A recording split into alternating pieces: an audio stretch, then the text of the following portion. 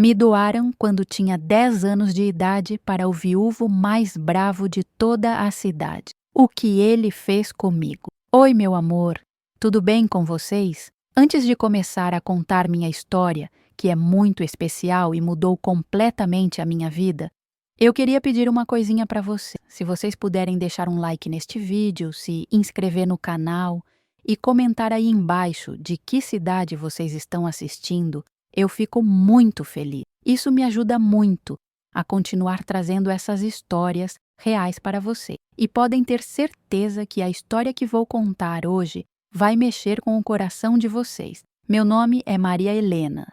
Tenho 62 anos hoje, sou delegada aposentada.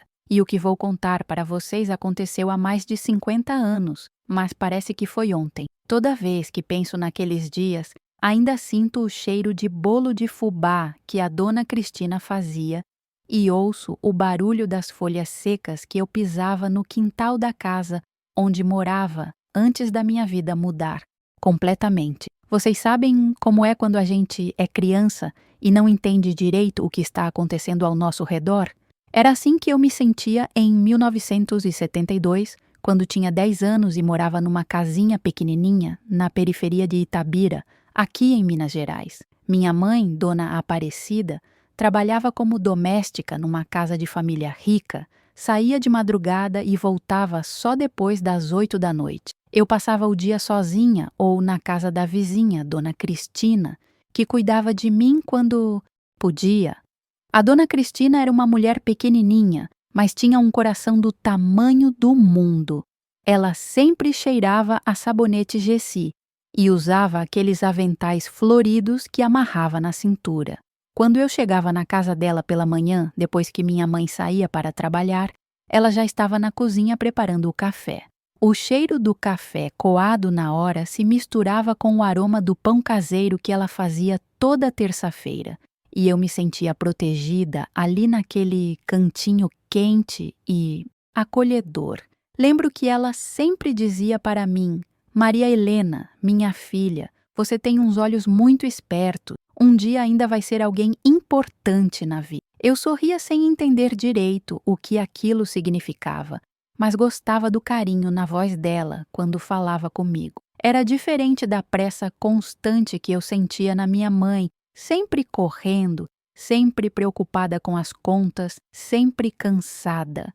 Nossas tardes eram simples, mas cheias de vida. Dona Cristina me ensinava a fazer crochê sentadas na varanda, onde podíamos ver o movimento da rua. Ela contava histórias dos tempos antigos, enquanto suas mãos habilidosas guiavam a agulha pelos fios brancos. Eu ouvia cada palavra, prestando atenção nos detalhes, nos jeitos que ela mudava a voz para imitar os personagens. Sem saber, ela estava me ensinando a observar as pessoas, a entender que cada um tinha sua história, suas dores e suas alegrias. O que mais me marcava era a paciência dela. Quando eu derrubava o leite ou rasgava sem querer alguma coisa, ela nunca gritava, apenas suspirava suavemente, passava a mão no meu cabelo e dizia: "Não foi nada, minha filha, vamos consertar juntas." Essa tranquilidade dela me acalmava de um jeito que eu nunca tinha sentido em casa. Em casa, o clima era sempre tenso. Minha mãe chegava do trabalho esgotada, com os pés inchados e o humor azedo. Ela mal conseguia conversar comigo, apenas verificava se eu tinha comido algo e mandava eu tomar banho e ir dormir. Nossa casa tinha 2 cômodos pequenos, um quarto onde dividíamos uma cama de solteiro e uma sala que também servia de cozinha. As paredes eram úmidas e descascadas, e no inverno o frio entrava por todos os cantos. Eu me encolhia debaixo da coberta fina, ouvindo minha mãe resmungar sozinha sobre o dinheiro que faltava. Foi numa dessas noites frias de junho que tudo começou a mudar. Eu estava quase dormindo quando ouvi vozes baixas na sala. Minha mãe estava conversando com alguém, mas não conseguia entender direito o que falavam. Pela fresta da porta, vi uma mulher alta, vestida com um casaco escuro. Ela gesticulava muito e minha mãe balançava a cabeça, ora concordando, ora parecendo hesitar. No dia seguinte, minha mãe estava diferente, mais quieta que o normal, se é que isso era possível. Ela me serviu o café da manhã, pão com margarina e leite aguado, e ficou me olhando de um jeito estranho. Tinha uma tristeza nos olhos dela que eu nunca tinha visto antes, misturada com algo que, na época, eu não soube identificar, mas hoje sei que era alívio. Maria Helena, ela disse, sentando do meu lado na mesinha pequena que tínhamos. A mamãe precisa conversar uma coisa importante com você. Sua voz estava rouca, como se tivesse chorado, mas não havia lágrima, apenas um cansaço profundo que parecia sair de dentro da alma. Parei de mastigar o pão e a olhei com atenção. Algo no ar parecia diferente, como quando ia chover e os passarinhos ficavam inquietos. Minha mãe respirou fundo, passou as mãos pelos cabelos desalinhados e continuou. Você sabe que a mamãe trabalha muito, né? E mesmo assim, o dinheiro não dá para tudo o que você precisa. Eu balancei a cabeça, mesmo sem entender aonde ela queria chegar. É verdade que nossas roupas eram sempre usadas, compradas no brechó da dona Rosilene, e que muitas vezes jantávamos apenas pão com café.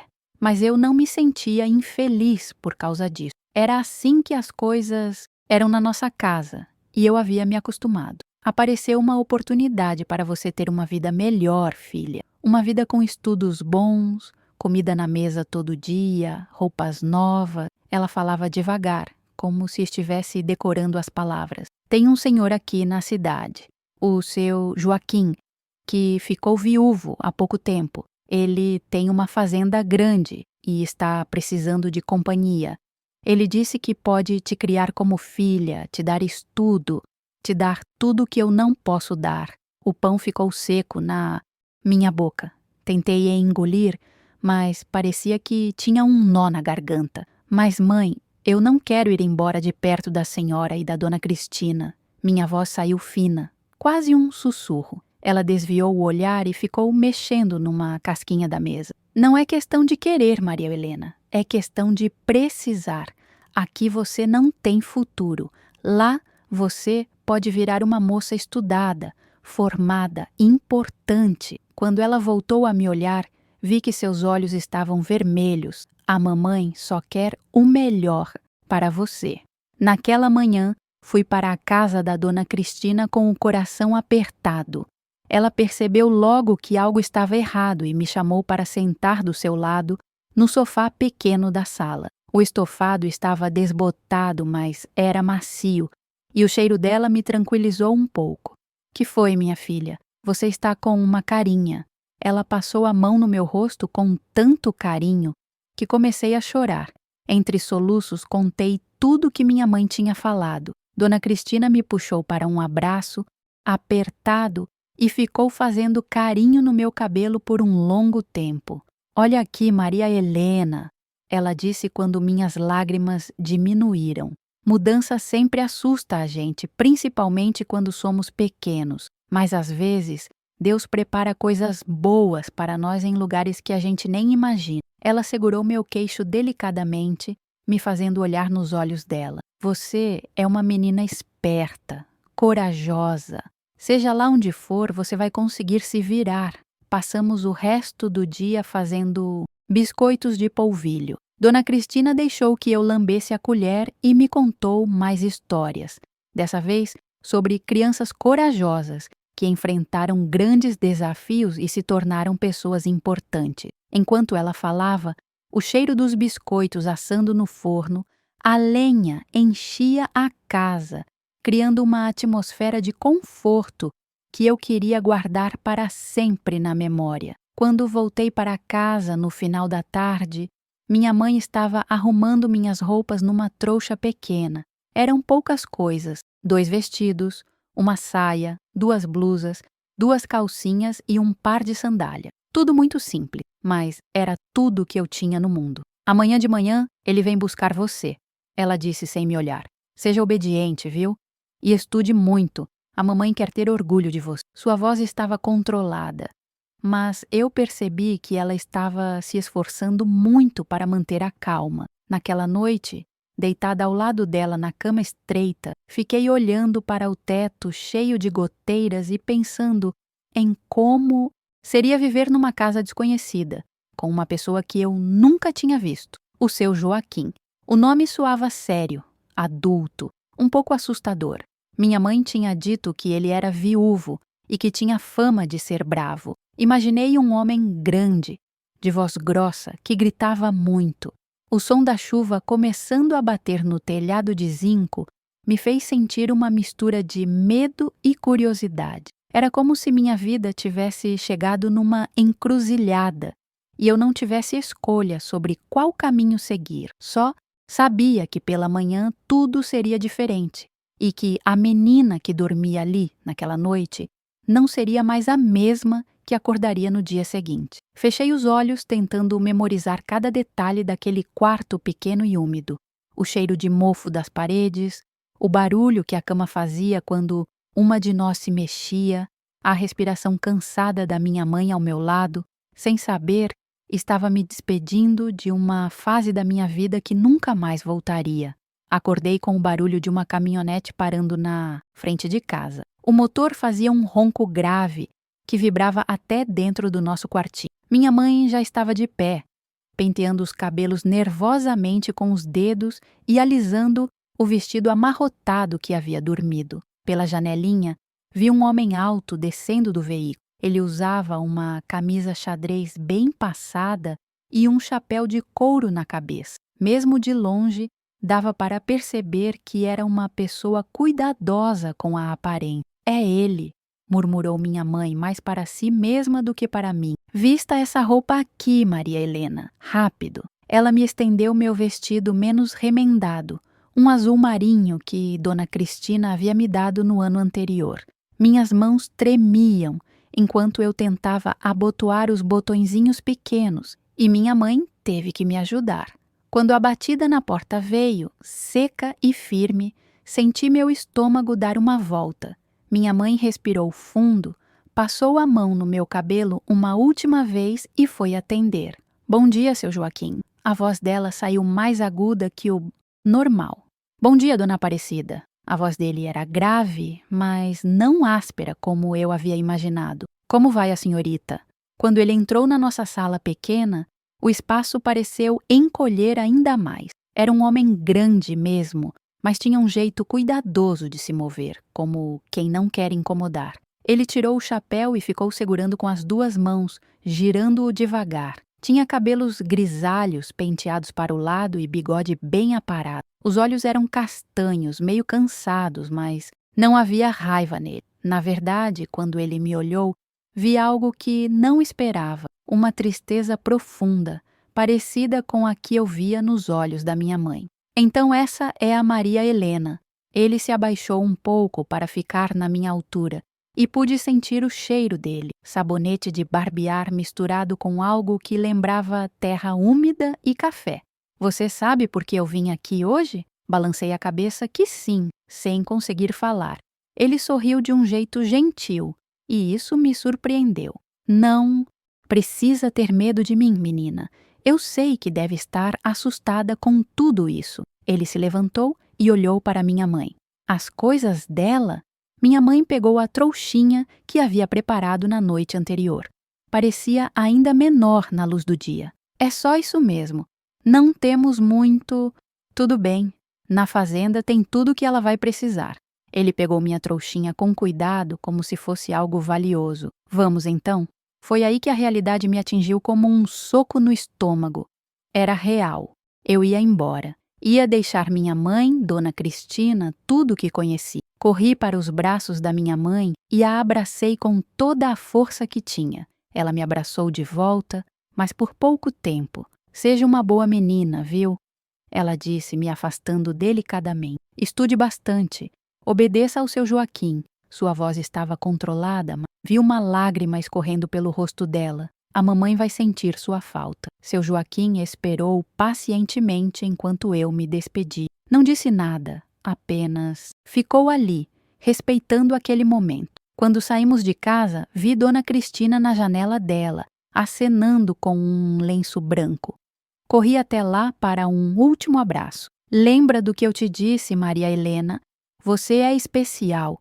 Onde quer que vá, seja sempre você mesmo. Ela me deu um beijinho na testa e apertou algo na minha mão.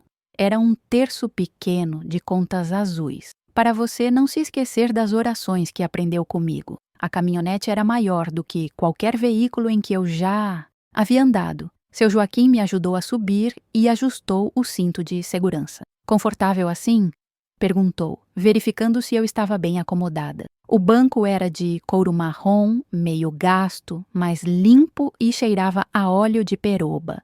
Enquanto nos afastávamos da minha rua, fiquei olhando pela janela até minha mãe e Dona Cristina virarem pontinhos pequenos. A cidade foi ficando para trás e começamos a subir uma estrada de terra que eu nunca havia visto. O balanço suave da caminhonete e o som do motor me acalmaram um pouco. Deve estar com fome, seu Joaquim disse depois de um tempo de silêncio. Ele dirigia com as duas mãos no volante, olhando sempre para a frente. Na fazenda, a Josefina já deixou o almoço pronto.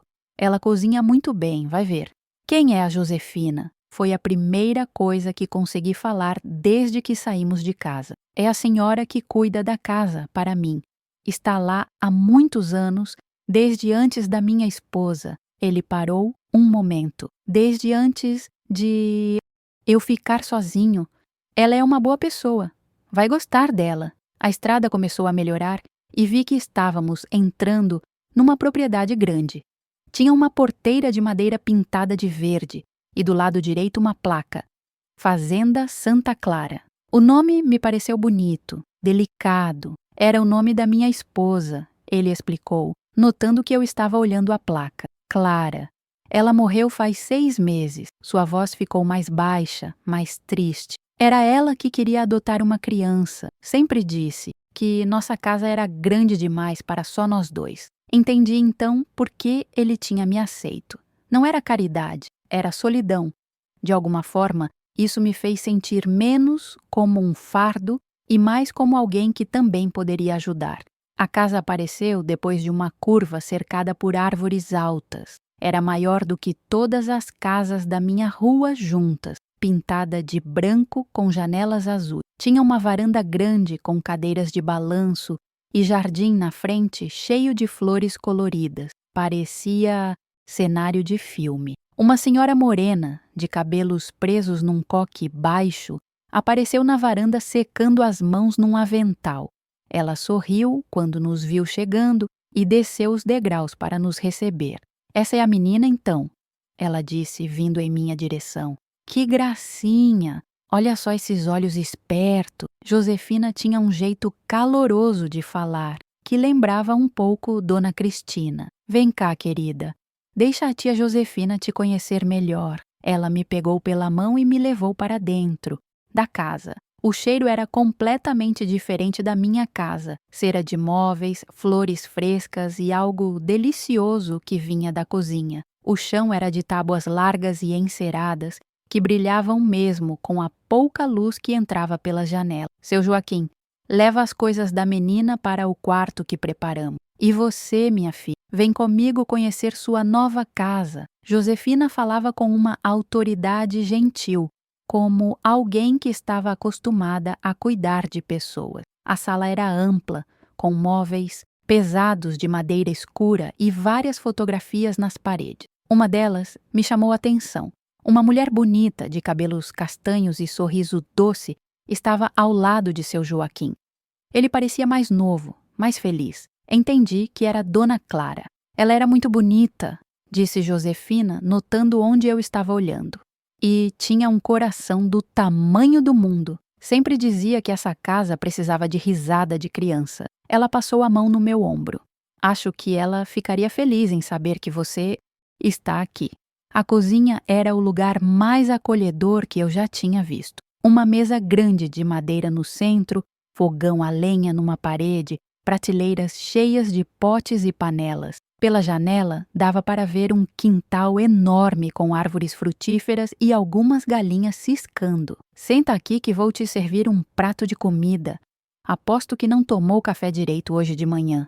Josefina me colocou numa cadeira e começou a esquentar a comida. O cheiro que saía das panelas fazia meu estômago roncar de fome. Seu Joaquim apareceu na cozinha e se sentou do outro lado da mesa. Maria Helena, depois do almoço vou te mostrar a fazenda. Tem muitos bichos aqui. Você gosta de animais? Nunca tive nenhum, respondi timidamente. Então vai ser uma novidade boa. Temos cavalos, vacas, porcos, galinhas e um cachorro chamado Trovão que adora fazer amizade. Ele sorriu e pela primeira vez desde que o conheci, o sorriso dele chegou aos olhos. O almoço foi a refeição mais farta que eu já havia comido na vida. Arroz soltinho, feijão temperado, frango assado com batatas, salada de alface com tomate e de sobremesa um pudim de leite que derretia na boca.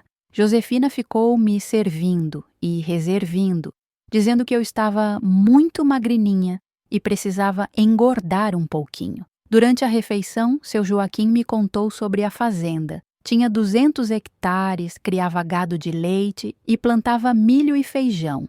Era um trabalho que exigia levantar cedo, mas ele gostava da vida no campo. Aqui a gente vive no tempo da natureza, ele disse. Não tem essa pressa da cidade. Depois do almoço, ele cumpriu a promessa de me mostrar tudo.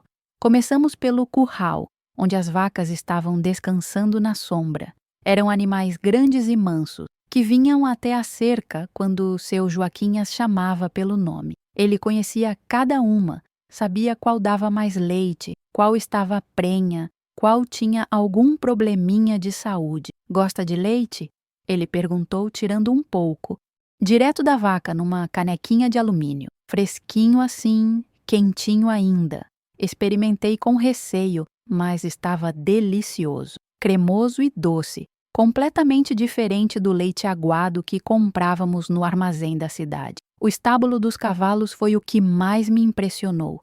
Eram 5 animais bonitos e bem cuidados. Um deles, um cavalo marrom com uma mancha branca na testa, veio até nós quando entramos. Esse é o Ventania, é o mais manso de todos. Quando você se acostumar aqui, posso te ensinar a montar nele. Seu Joaquim acariciou o pescoço do animal, que fechou os olhos de prazer.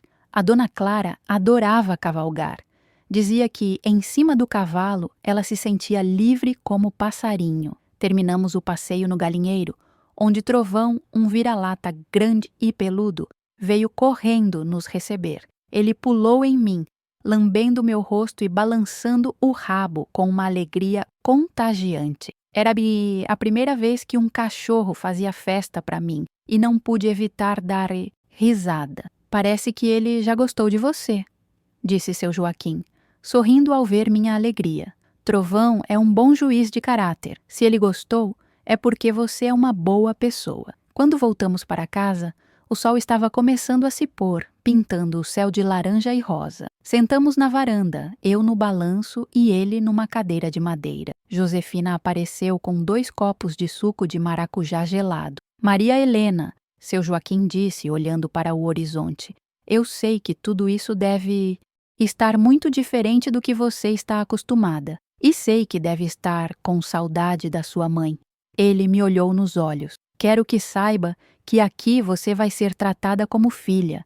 Não como favor nem como obrigação, como filha mesmo. Senti um nó na garganta, mas era diferente do nó de medo que tinha sentido pela manhã.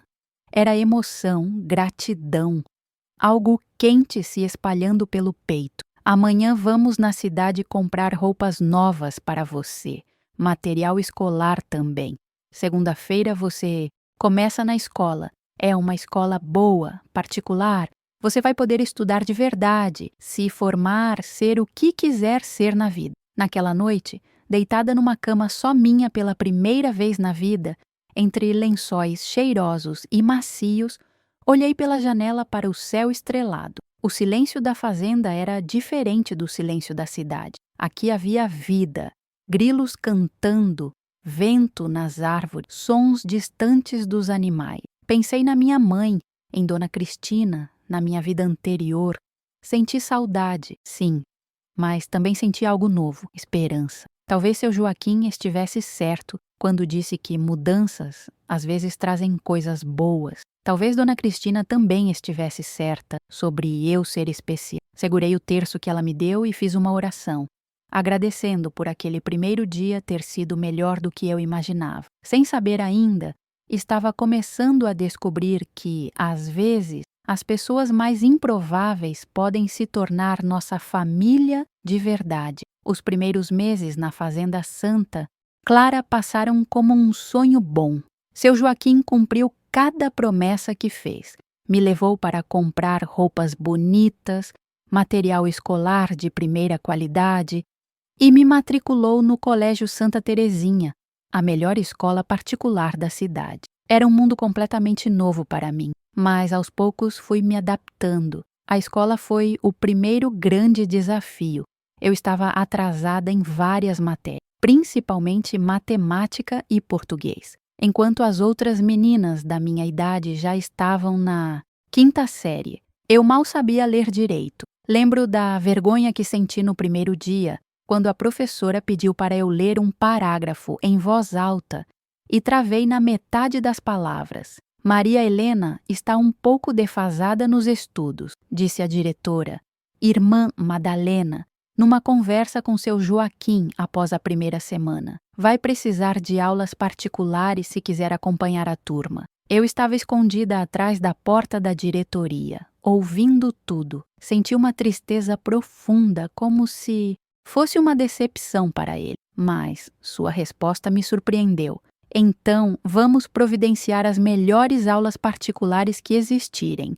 A menina é inteligente, só precisa de uma oportunidade. Foram contratadas 2 professoras para me darem aulas em casa, Dona Margarida para português e matemática e Dona Eulália para ciências e história. Elas vinham 3 vezes por semana, no final da tarde, e se sentavam comigo na mesa grande da cozinha. Josefina sempre preparava um lanche especial nesses dias. Pão de queijo quentinho, suco de frutas da fazenda, biscoitos caseiros. Dona Margarida era uma senhora rigorosa, de óculos grossos e cabelos sempre presos num coque apertado. No início, eu tinha medo dela, porque falava num tom sério e não aceitava erros. Mas, com o tempo, percebi que por trás da severidade havia muito carinho. Ela ficava até mais tarde sempre que eu precisava, explicava quantas vezes fosse necessário e comemorava cada pequena conquista minha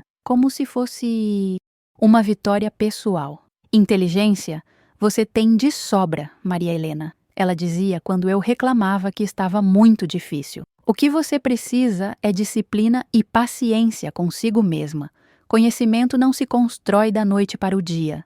As tardes de estudo se tornaram meus momentos favoritos. Havia algo mágico em descobrir que as letras formavam palavras, as palavras formavam ideias e as ideias podiam me levar para qualquer lugar do mundo. Quando finalmente consegui ler meu primeiro livro inteiro, O Pequeno Príncipe, chorei de emoção. Seu Joaquim, que estava passando pela cozinha naquele momento, parou para me parabenizar.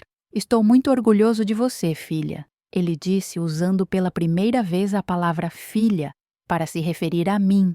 Continue assim que você vai longe. Mas nem tudo era perfeito. Na escola, algumas meninas faziam comentários maldosos sobre minha origem. Elas sabiam que eu não era filha biológica de seu Joaquim e, vez ou outra, soltavam farpas que doíam fundo. Ela é só uma agregada, ouvi Patrícia, uma menina loira da minha turma, sussurrar para as amigas durante o recreio.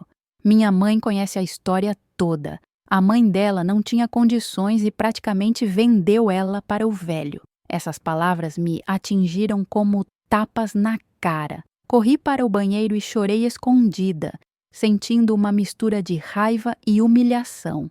Quando cheguei em casa naquele dia, Josefina percebeu imediatamente que algo estava errado. Que foi? Minha filha, você está com uma cara. Ela me puxou para o seu colo, mesmo eu já sendo grande para isso, e ficou fazendo carinho no meu cabelo até eu parar de chorar e contar o que havia acontecido. Escuta bem o que eu vou te falar, Maria Helena. ela disse, segurando meu rosto com as duas mãos. Família não é só sangue. Família é quem escolhe te amar, te cuidar, te dar oportunidades. Seu Joaquim escolheu você. Eu escolhi você. E você pode escolher nós também.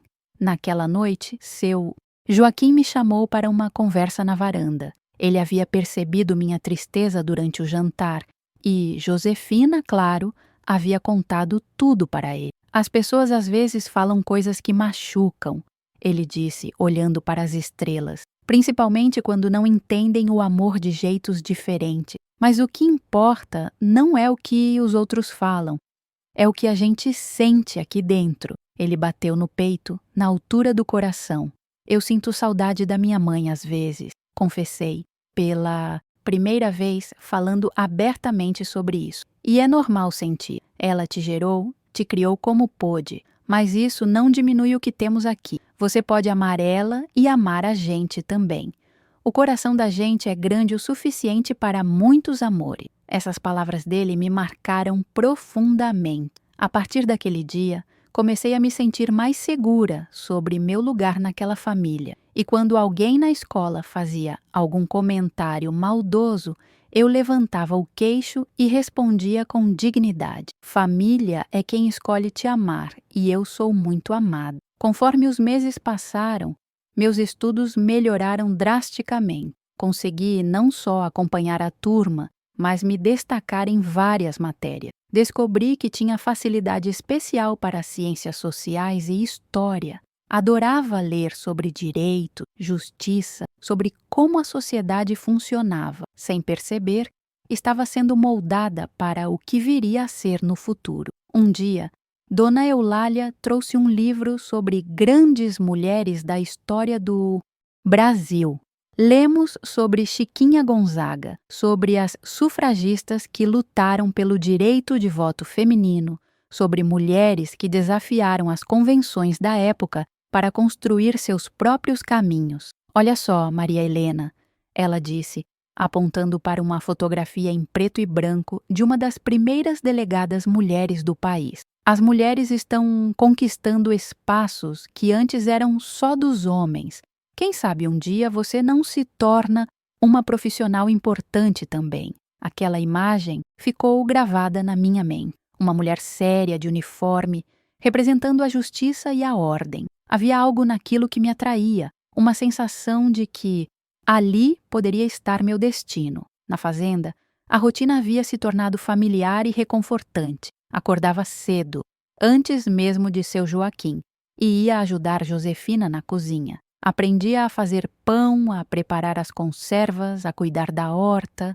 Ela me ensinava não só as tarefas domésticas, mas lições de vida. Mulher que se preza tem que saber se virar sozinha, ela dizia enquanto me mostrava como fazer sabão caseiro. Não importa se casa ou não casa, se fica rica ou pobre, tem que ter independência. Seu Joaquim também me incluía nas atividades da fazenda. Ensinava sobre o cuidado com os animais, sobre plantio e colheita, sobre administração rural. Eu absorvia tudo com curiosidade, fazendo perguntas que às vezes o surpreendiam pela profundidade. Você tem uma cabeça muito boa para os negócios, ele disse um dia depois, que sugeriu uma mudança na organização do estoque de ração. É observadora, pensa antes de falar.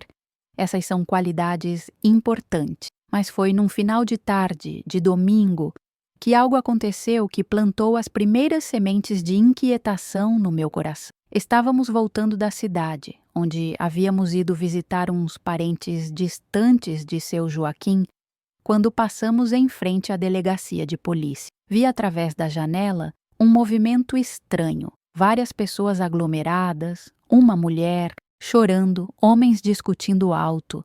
Pedi para seu Joaquim parar o carro para ver o que estava acontecendo. É melhor não se meter, Maria Helena. Problema de polícia geralmente é coisa séria, ele disse. Mas mesmo assim diminuiu a velocidade para podermos observar melhor. Foi quando vi algo que me revoltou profundamente. Um policial estava empurrando um homem negro contra a parede, gritando com ele, enquanto o delegado, um homem gordo de bigode, apenas observava sem fazer nada. A esposa do homem implorava com uma criança pequena no colo, mas ninguém a escutava. Isso está errado, eu disse, sentindo uma raiva que não sabia de onde vinha. Eles não podem tratar as pessoas assim. Seu Joaquim me olhou sério.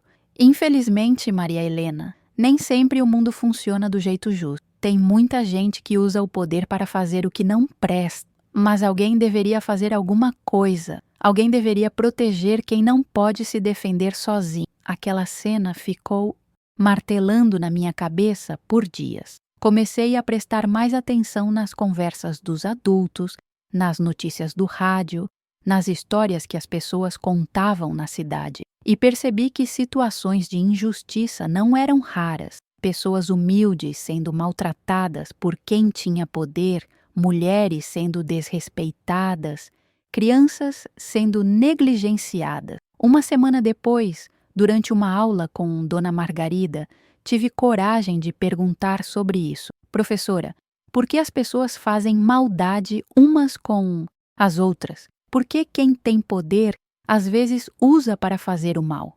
Ela tirou os óculos, limpou-os calmamente e me olhou nos olhos. Essa é uma pergunta que filósofos fazem há séculos, Maria Helena. Mas posso te dizer uma coisa: para cada pessoa que usa o poder para o mal, precisa existir alguém disposto a usar o poder para o bem. É assim que o mundo encontra o equilíbrio. E como a gente faz para ter esse poder para o bem? Estudando, se preparando, se posicionando nos lugares certos na sociedade. Não adianta só querer fazer o bem, é preciso ter conhecimento e posição para conseguir fazer a diferença de verdade. Naquela noite, deitada na minha cama, olhando para o teto, comecei a formar na mente um sonho que ainda era vago, mas já pulsava forte no meu coração. Queria ser alguém que pudesse fazer a diferença, que pudesse proteger quem precisava de proteção. Não sabia ainda exatamente como, mas sentia que meu destino estava ligado à justiça. Alguns dias depois, na escola, aconteceu algo que reforçou ainda mais esse sentimento. Durante o recreio, vi 3 meninas maiores importunando Lucinha, uma garota tímida da 2ª série que sempre ficava sozinha. Elas haviam pego a boneca dela e estavam jogando de uma para outra, fazendo a menina chorar. Sem pensar 2 vezes, me aproximei e disse com voz firme: "Devolvam a boneca para ela, agora." "E você vai fazer o que se a gente não devolver?" desafiou uma delas, uma garota grande chamada Verônica. "Vou contar para a irmã Madalena, para os pais de vocês e vou fazer tanto barulho que vocês vão se arrepender de ter nascido", respondi, olhando nos olhos dela sem piscar. Talvez tenha sido o tom da minha voz ou o fato de eu não ter demonstrado medo, mas elas devolveram a boneca e se afastaram resmungando. Lucinha me agradeceu entre lágrimas e a partir daquele dia sempre vinha conversar comigo nos recreios. "Você foi muito corajosa", disse irmã Madalena, que havia observado tudo de longe. "Mas lembre-se, coragem sem sabedoria pode ser perigosa. Continue estudando, se preparando. Um dia essa coragem pode ser usada para coisas muito importantes." Chegando em casa naquela tarde, contei o episódio para Josefina e seu Joaquim. Eles se entreolharam de um jeito que não entendi na época, mas hoje sei que era orgulho misturado com preocupação. "Você tem um senso de justiça muito forte, Maria Helena", disse seu Joaquim. "Isso é uma qualidade boa, mas também pode trazer problemas. Nem todo mundo gosta de quem se mete a defender os outros. Mas se todo mundo pensasse assim, quem defenderia quem precisa?" Ele sorriu, mas era um sorriso pensativo, quase melancólico. "Você tem razão, filha. É por isso que o mundo precisa de pessoas como você. Só espero que você aprenda a se proteger também." Naquela época, eu ainda não entendia completamente o que ele queria dizer. Achava que ele estava sendo excessivamente cauteloso, mas conforme os anos foram passando, descobri que havia perigos que eu ainda nem imaginava e que minha tendência natural para defender os fracos e confrontar injustiças iria me colocar em situações muito mais complexas do que brigas de escola. Era como se dentro de mim estivesse crescendo uma força que eu ainda não sabia como controlar ou direcionar. Uma vontade de fazer o certo que às vezes era maior que minha capacidade de medir as consequências. E isso, eu descobriria mais tarde, podia ser tanto uma bênção quanto uma maldição. Foi numa manhã de sábado, 3 anos depois que cheguei à fazenda, que minha vida tomou uma direção que jamais imaginei. Eu estava com 13 anos, já totalmente adaptada à rotina da fazenda Santa Clara, quando seu Joaquim chegou em casa com uma expressão que nunca havia visto antes. Era uma mistura de raiva, preocupação e algo que me pareceu medo. Josefina, prepare um lanche reforçado e coloque numa sacola.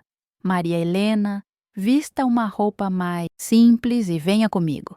Vamos fazer uma visita na cidade. Ele disse com uma urgência na voz que me deixou alerta. Durante o trajeto, ele estava mais silencioso que o normal.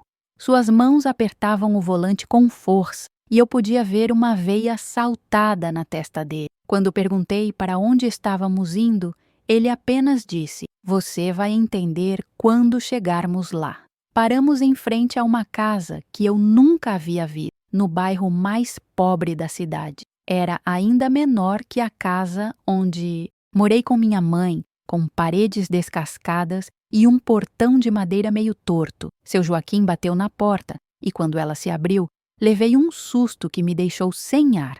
Era minha mãe, mas não era a mãe que eu lembrava. Aparecida estava magra demais, com olheiras fundas e as mãos tremendo. Quando me viu, começou a chorar, mas eram lágrimas diferentes das de saudade. Eram lágrimas de vergonha. "Maria Helena, minha filha," ela disse, me puxando para um abraço desesperado. "Como você cresceu, como está bonita." Pude sentir como ela estava frágil, quase sumindo entre meus braços. Entramos na casa pequena e o cheiro que me atingiu foi insuportável. Era uma mistura de mofo, comida estragada e algo mais que eu não conseguia identificar. Havia um homem sentado num sofá velho de olhos vermelhos e barba por fazer. Ele mal olhou para nós quando entramos. "Esse é o Valdecir," minha mãe disse baixinho, como se tivesse vergonha. A gente se casou no ano passado." Seu Joaquim se aproximou do homem e falou com uma voz que eu nunca havia ouvido sair da boca dele. Era dura, fria, perigosa. "Levanta daí e vem cá fora comigo. Precisamos conversar." "Não precisa falar assim, seu Joaquim." Minha mãe tentou interferir, mas ele levantou a mão pedindo silêncio. "Maria Helena, fica aqui com sua mãe." "Já volto." Ele saiu com o homem e através da janela pequena pude ver os dois conversando no quintal. Não dava para ouvir as palavras, mas pela postura de seu Joaquim, não era uma conversa amigável. Fiquei sozinha com minha mãe pela primeira vez em 3 anos. Ela me ofereceu água num copo meio sujo e começamos a conversar. Aos poucos, fui entendendo o que havia acontecido. "Depois que você foi embora, eu fiquei muito triste. A casa ficou tão vazia, tão silenciosa. Aí conheci o Valdecir no bar, onde eu ia às vezes tomar uma cerveja para esquecer a solidão." Ela falava olhando para o chão, mexendo nervosamente nas mãos. "No começo ele era carinhoso, dizia que ia cuidar de mim, que a gente ia formar uma família." Meu estômago foi apertando conforme ela continuava a história. Valdecir havia se mudado para a casa dela logo depois do casamento. Não trabalhava, gastava o pouco dinheiro que ela ganhava com bebida e, nos últimos meses, havia começado a bater nela quando chegava bêbado em casa. "Mas por que a senhora não sai de perto dele?" perguntei, sentindo uma revolta crescendo dentro de mim. "Para onde eu vou, Maria Helena? Não tenho dinheiro, não tenho família, não tenho nada. E ele sempre diz que vai mudar, que foi só um momento ruim." Sua voz estava quebrada, derrotada. Foi então que seu Joaquim voltou para dentro da casa. O tal Valdecir não estava mais com ele. "Aparecida, pega suas coisas. Você vai conosco. Não posso, seu Joaquim. Ele disse que se eu sair de casa, ele me acha e... Ela começou a tremer. Ele não vai te achar nada, e se tentar, vai ter que passar por mim primeiro. Seu Joaquim falou com uma firmeza que não admitia discussão. Maria Helena, ajuda sua mãe a separar as coisas importantes dela. Enquanto ajudava minha mãe a fazer uma trouxa com suas roupas, ela me contou coisas que me fizeram entender melhor por que ela havia me doado anos atrás. Eu não conseguia te dar nem comida direito, filha. Ficava desesperada vendo você magra, sem roupa decente, sem estudar. Quando apareceu a oportunidade de você ter uma vida melhor, doeu tanto, mas eu sabia que era o certo. A senhora podia ter me contado a verdade, eu disse, sentindo um misto de mágoa e compreensão. Como é que eu ia explicar para uma criança de 10 anos que a mãe dela não prestava para cuidar direito? Ela parou de dobrar as roupas e me olhou nos olhos pela primeira vez. Eu achei que era mais fácil você me odiar do que se sentir culpada. Naquele momento, entendi que minha mãe havia me dado a maior prova de amor que uma mãe pode dar, abrir mão do próprio filho para que ele tenha uma vida melhor. E entendi também que eu havia julgado mal toda aquela situação. Voltamos para a fazenda com minha mãe no banco de trás da caminhonete, calada e assustada como um passarinho ferido. Josefina a recebeu com o carinho de sempre, preparou um banho quente para ela e uma sopa bem nutritiva. Ela vai ficar no quartinho dos fundos, seu Joaquim me explicou mais tarde, até se recuperar e decidir o que quer fazer da vida. E se o Valdecir vier atrás dela?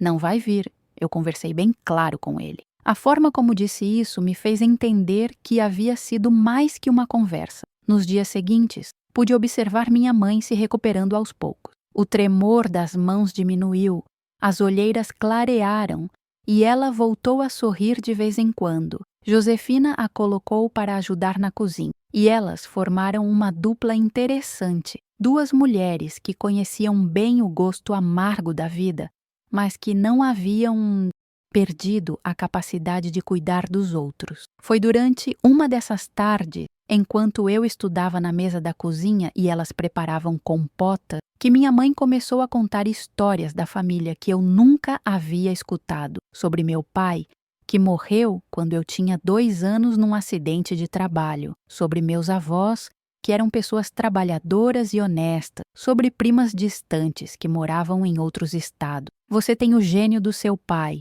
ela disse, olhando para mim com uma expressão nova nos olhos. Ele também não conseguia ver injustiça sem fazer alguma coisa. Foi assim que morreu, aliás. Viu um colega sendo maltratado pelo patrão e resolveu interferir.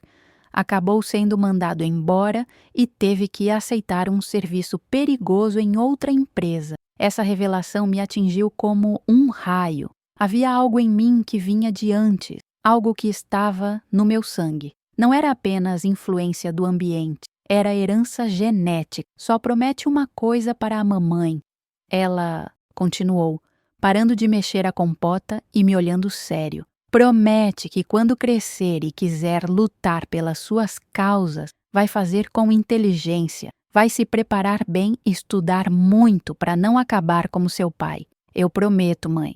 Foi a primeira vez que a chamei de mãe desde que ela chegou na fazenda, mas a paz que havíamos encontrado durou pouco. Numa manhã de quinta-feira, acordei com o som de vidros sendo quebrados. Corri para a janela e vi algo que me gelou o sangue. Valdeci estava no quintal da frente, completamente bêbado, quebrando as plantas do jardim com um pedaço de madeira. Aparecida, sua vagabunda! Ele gritava. Você acha que pode me deixar assim? Volte aqui que eu vou te mostrar como se trata marido. Seu Joaquim saiu de casa ainda de pijama, mas com uma espingarda na mão. Sai da minha propriedade agora, antes que eu chame a polícia. Polícia não vai adiantar nada, velho. Valdecir cuspiu no chão. Ela é minha mulher, e mulher tem que obedecer marido. Foi então que minha mãe apareceu na varanda, trêmula, mas decidida. Eu não sou mais sua mulher, Valdecir. Não quero mais essa vida. Você vai voltar sim, nem que eu tenha que te arrastar pelos cabelos. Ele deu um passo em direção à casa e foi aí que seu Joaquim atirou para o alto. O barulho foi ensurdecedor e Valdecir se assustou, mas não fugiu. Você não tem coragem de atirar em mim, velho covarde. Quer apostar? Seu Joaquim abaixou a arma, apontando diretamente para o peito do homem. Você tem 10 segundos para sair da minha propriedade. Depois disso, eu atiro mesmo. O que aconteceu em seguida foi uma lição que carrego até hoje sobre como o medo pode fazer as pessoas tomarem as piores decisões. Valdecir, em vez de ir embora, sacou uma faca da cintura e correu em direção a seu Joaquim. Eu, que estava observando tudo da janela, agi por instinto. Peguei uma pedra grande que usávamos para prender o portão do galinheiro e joguei com toda a força na cabeça de Valdecir. A pedra o acertou na testa. Ele tropeçou e caiu no chão, batendo a cabeça numa pedra ainda maior. O silêncio que se seguiu foi terrível. Valdecir não se mexia. Seu Joaquim correu até ele, verificou o pulso e, quando olhou para nós, sua expressão era de quem acabara de ver a morte. Ele está morto, disse simplesmente. Minha mãe desmaiou. Josefina começou a chorar. E eu, uma menina de 13 anos, acabara de matar um homem. O que aconteceu nas horas seguintes foi um turbilhão de emoções e decisões que mudaram para sempre nossa família. Seu Joaquim ligou para um advogado amigo que chegou antes mesmo da polícia. Eles conversaram rapidamente e, quando os policiais chegaram, a versão que ouviram foi de legítima defesa. Valdecir havia invadido a propriedade, ameaçado os moradores, atacado seu Joaquim com uma faca e, durante a luta, havia caído e batido a cabeça. E a menina? Perguntou o delegado, me olhando. Estava dentro de casa o tempo todo, respondeu o advogado. Não viu nada. Oficialmente, eu era apenas uma testemunha indireta, mas todos nós sabíamos a verdade. E essa verdade criou entre nós um segredo que nos uniu ainda mais, mas que também plantou em mim uma inquietação que levaria anos para entender completamente. Naquela noite, depois que a polícia foi embora, depois que o corpo foi recolhido, depois que os vizinhos pararam de fazer perguntas, seu Joaquim me chamou para uma conversa na varanda. Maria Helena, o que você fez hoje foi para proteger sua família. Não foi por maldade, foi por amor. Ele falava devagar, escolhendo cada palavra cuidadosamente. Mas você precisa entender que tirar a vida de alguém, mesmo em defesa própria, mexe com a gente para sempre. Eu não tive escolha, respondi, ainda tremendo. Eu sei, e foi exatamente isso que salvou nossas vidas. Mas agora você carrega esse peso e vai carregar para sempre. A diferença é o que você faz com ele. O que o senhor quer dizer? Ele me olhou com uma intensidade que nunca esqueci. Você pode deixar isso te destruir, ou pode usar isso para se tornar alguém que protege outras pessoas, alguém que faz com que situações assim não precisem acontecer. Foi naquele momento, sentada na varanda da Fazenda Santa Clara com 13 anos e o peso de uma morte na consciência, que decidi definitivamente o que queria ser quando crescesse. Queria ser delegada, queria estar do lado certo da lei, protegendo quem precisava de proteção, fazendo com que homens como Valdecir não pudessem mais machucar mulheres como minha mãe. O segredo que guardávamos havia criado uma união inabalável entre nós, mas também havia plantado em mim uma semente de determinação que cresceria até se tornar minha vocação. Eu havia descoberto, da forma mais brutal possível, que às vezes fazer o certo exige sacrifícios que marcam a alma para sempre. E eu estava disposta a pagar esse preço. Os meses que se seguiram àquele dia terrível foram de um silêncio pesado, mas também de uma transformação profunda. Minha mãe se recuperou aos poucos, tanto fisicamente quanto emocionalmente. Ela e Josefina se tornaram inseparáveis, como duas irmãs que o destino havia juntado. Seu Joaquim continuou sendo o homem íntegro de sempre, mas eu percebia que ele me olhava diferente agora, não com medo ou reprovação, mas com um respeito novo, como quem reconhece em alguém uma força que não estava lá antes. Eu, por minha vez, mergulhei nos estudos com uma intensidade que surpreendeu até minhas professoras. Acordava antes do sol nascer e ficava lendo até tarde da noite. Devorava livros sobre direito, criminologia, história da justiça no Brasil. Dona Margarida trouxe livros mais avançados e Dona Eulália começou a me dar aulas de lógica e argumentação. Você está estudando para quê, Maria Helena? Perguntou certa vez Irmã Madalena, vendo-me na biblioteca da escola durante o recreio, enquanto as outras meninas brincavam no pátio. Para ser delegada, respondi sem hesitar.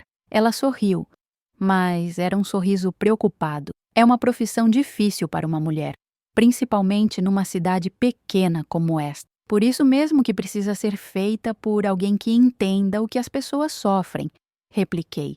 E ela assentiu devagar, como quem acabara de compreender algo importante. Aos 15 anos eu já havia decidido meu futuro completamente. Faria direito na capital, voltaria para Itabira e me tornaria a primeira delegada mulher da cidade. Não era apenas um sonho, era uma missão pessoal. O dia em que contei meus planos para a família foi num domingo de setembro, depois do almoço. Estávamos todos na varanda, eu, seu Joaquim, Josefina e minha mãe, que agora era oficialmente parte da família. O sol estava morno e o cheiro das flores do jardim tornava o momento ainda mais especial. Eu já decidi o que vou estudar na faculdade, anunciei, interrompendo a conversa sobre a colheita do milho. Ah, é? E o que vai ser? Perguntou Josefina, largando o crochê que estava fazendo. Direito. Quero ser delegada. O silêncio que se seguiu não foi de surpresa. Acho que todos já sabiam, de alguma forma. Era mais um silêncio de reconhecimento, como quando finalmente colocamos palavras em algo que sempre esteve claro. Vai ser uma luta dura, disse seu Joaquim, mas sua voz tinha orgulho. Delegacia não é lugar fácil, principalmente para a mulher. Eu sei, mas é exatamente por isso que precisa ter mais mulheres lá, para entender certas situações que homem não entende. Minha mãe, que havia ficado calada até então, se aproximou e segurou minha mão. Seu pai ficaria muito orgulhoso. Ele sempre disse que você ia ser alguém importante. Naquele momento, senti que todas as peças da minha vida estavam se encaixando. A menina que foi doada aos 10 anos, que cresceu numa fazenda longe de tudo, que viveu um trauma terrível aos 13, estava se tornando exatamente quem precisava se tornar. Os anos de ensino médio passaram numa preparação intensa. Seu Joaquim contratou um professor particular de redação, porque as provas de vestibular exigiam muito dessa habilidade. Eu escrevia textos sobre justiça, sobre direitos humanos, sobre a importância da mulher na sociedade. Cada redação era uma declaração dos meus princípios, uma forma de organizar meus pensamentos sobre o tipo de profissional que queria ser. Quando finalmente chegou o dia do vestibular, eu estava pronta. Não apenas academicamente, mas emocionalmente. Sabia exatamente por que estava ali. Sabia o que queria alcançar. A prova foi em Belo Horizonte, numa universidade federal renomada. Seu Joaquim me levou, ficou num hotel próximo e me buscou no final de cada dia de prova. Como foi? Ele perguntava sempre. Bem, muito bem, eu respondia. E era verdade. Sentia que havia nascido para aquilo.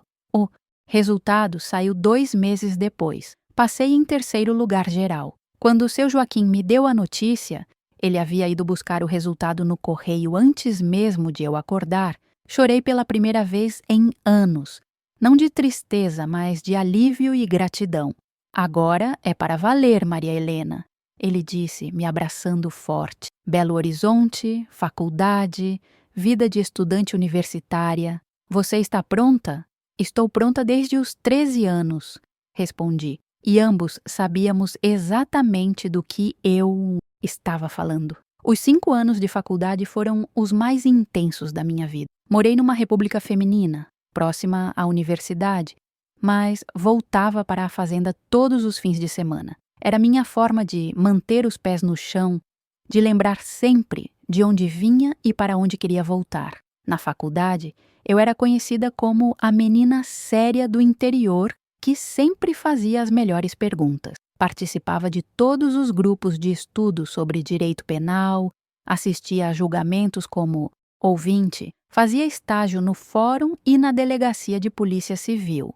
Meus professores logo perceberam que eu não estava ali apenas para ter um diploma. Estava me preparando para uma missão específica. Você tem vocação natural para o direito penal, disse o professor Augusto, que se tornou meu orientador na monografia. Mas mais que isso, você tem algo que não se ensina, senso de justiça genuíno. Minha monografia foi sobre violência doméstica e a atuação policial, perspectivas para uma abordagem mais humanizada. Pesquisei casos, entrevistei vítimas, conversei com policiais. A cada história que ouvia, mais certeza tinha de que estava no caminho certo. Me formei com louvor, tirei carteira da OAB no primeiro exame e imediatamente me inscrevi no concurso para delegada de Polícia Civil de Minas Gerais. Estudei mais 6 meses com uma disciplina quase militar. Acordava às 5 da manhã, estudava até às 10 da noite, com intervalos apenas para refeições e exercícios físicos. O dia da prova do concurso foi numa manhã fria de maio. Eu estava com 23 anos, uma jovem determinada que carregava na alma a experiência de quem já havia visto o lado mais sombrio da natureza humana. Quando vi as questões, sorri. Era exatamente sobre tudo que eu havia estudado, não apenas nos livros, mas na vida. Resultado: primeiro lugar geral. Escolhi Itabira para trabalhar. Voltei para casa como havia prometido, mas agora com uma autoridade que poucos imaginavam que uma menina doada pudesse conquistar.